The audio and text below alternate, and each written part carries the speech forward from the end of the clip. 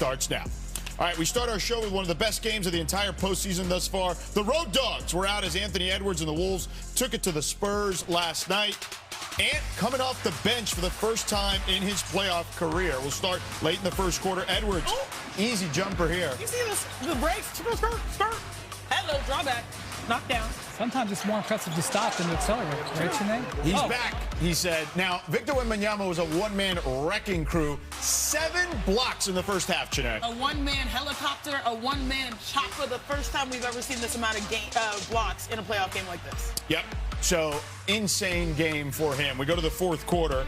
Edwards over Wemby. This was a shot for me. It takes a lot of confidence in isolation, knowing his reach to be able to be comfortable to shoot that three-point shot. He's not talk trash, though. He just said, look at that. Yeah, he doesn't want to poke that bear. Wemby returning the favor there. Spurs in transition. Fox with the finish. Wembanyama 12 blocks, a new playoff record. But falls down. I want you to remember that. He fell down there. That's all I'm going to say. Out of the play. Out of the play. Ant taking over in the fourth. Game tied at 84. Drives past Keldon Johnson.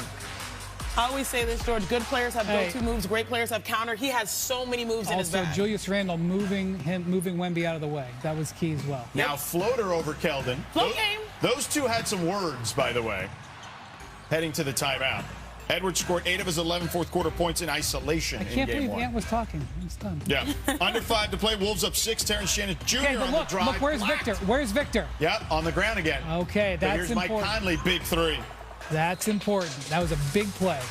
Under a minute left. That stretched it to 9. Spurs now down 6. Wembanyama. I need more of this. Finish inside. Why didn't this happen more and more and more? Inverted drag screen. Love it. 34 seconds left. Wolves inbounding up 4. Edwards throws it away to Dylan Harper. He finishes on the other end. Spurs within 2. Final sequence. 14-second left. Wolves up 2. Julius Randle. He'll miss the jumper.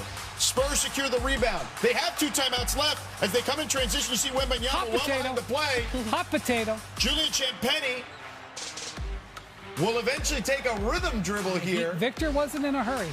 He was not. He's got an open look, though. Oh.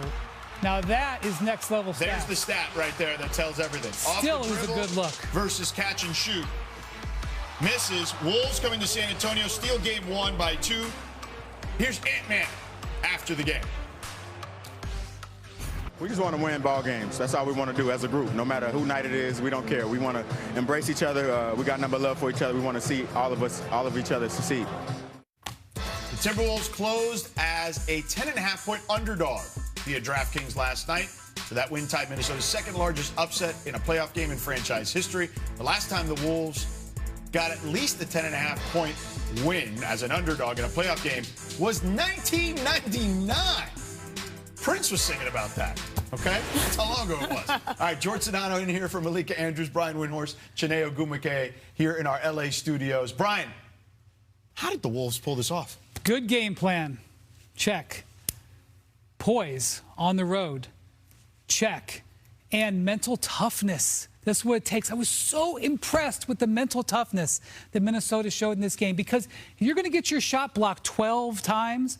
You're going to go through some stuff, okay? And what impressed me is that every time they got their shot blocked, they just kept going. They didn't give up on the play. And look, we showed a minute ago, sometimes Victor fell down. 12 shots got blocked, Chiney. Guess what? 5 times, including that one right there.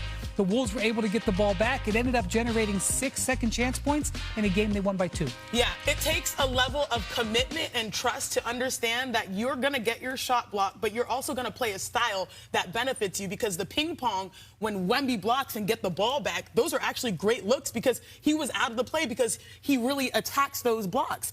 Now, on the other side, you just have to think about the level of sacrifice that it takes for a team to be great. And right now, the Minnesota Timberwolves understand that when it comes to Anthony Edwards. And you saw he had 18 points, 11 of them in the fourth quarter. And the sacrifice here comes between Ant and Julius Randle, who is paving the way, literally, for Ant to be able to get to his floater.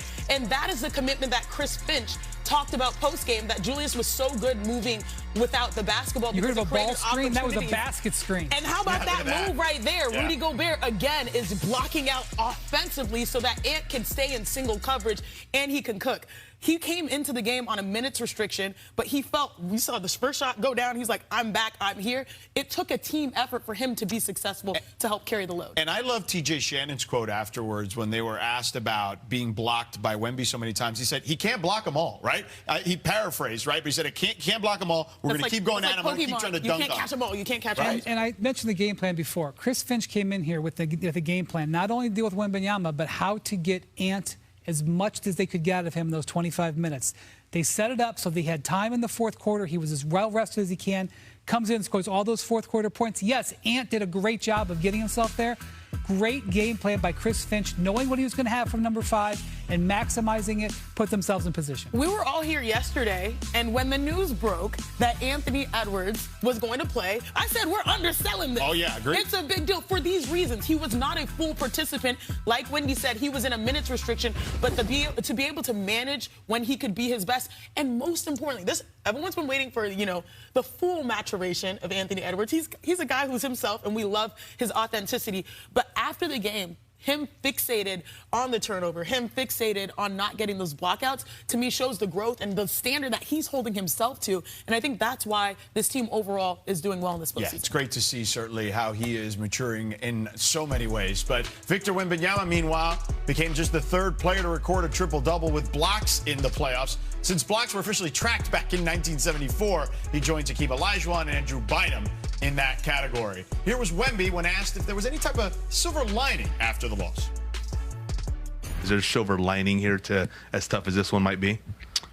Yeah, I don't know what a silver lining means, but yeah, of course, obviously we have to be better, and as I said, it shows up on the stat sheet, but we need to figure out before 48 hours what we can do better, and I got no doubt that we will.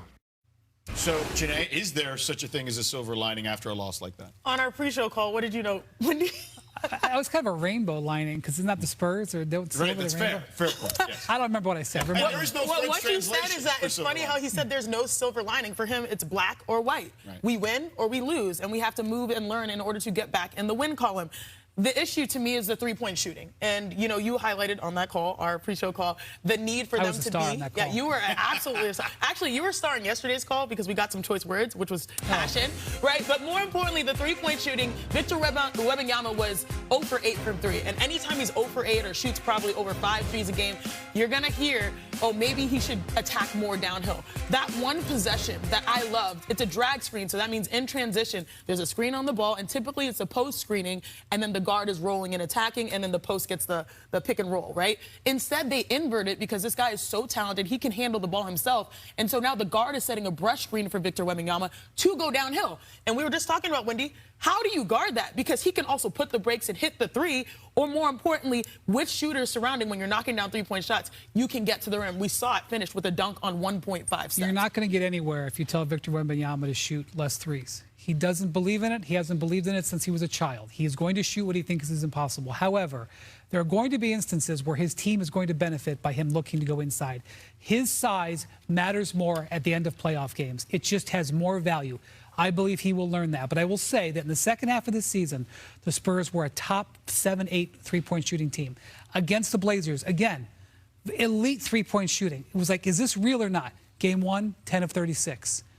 That's going to be a key stat to keep watching. Are they going to shoot it like they did at the end of the regular season, or is this game 1 the beginning of something? And also, Victor Wembanyama is the ultimate autocorrect. So any game where he shoots the three and doesn't make, the next game, typically he adjusts his game, right? You're not going to see that consistency in the worst ways possible. So I think he will adjust moving on to game 2. Yeah, he's as smart as they come at that age, for sure. I don't think there's any doubt about that. All right, coming up, the Knicks didn't just win. They put on a Big Apple beatdown. Another one. So what exactly did they figure out? And is it sustainable? Plus, the Lakers know what's waiting for them in OKC. But what player could be the key piece in withstanding the storm from the Thunder? And this is the round where LeBron has built some of his best playoff memories. And we're about to see something to no regard list. For